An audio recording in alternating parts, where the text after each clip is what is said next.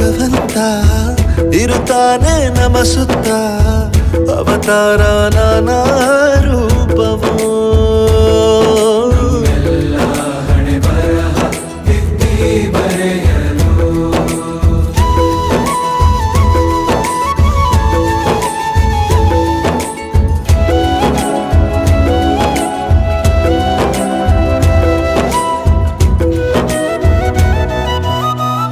ಬಾಳಲ್ಲಿ ಲೆಕ್ಕ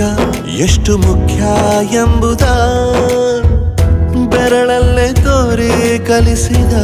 ಗುರುಗಳೇ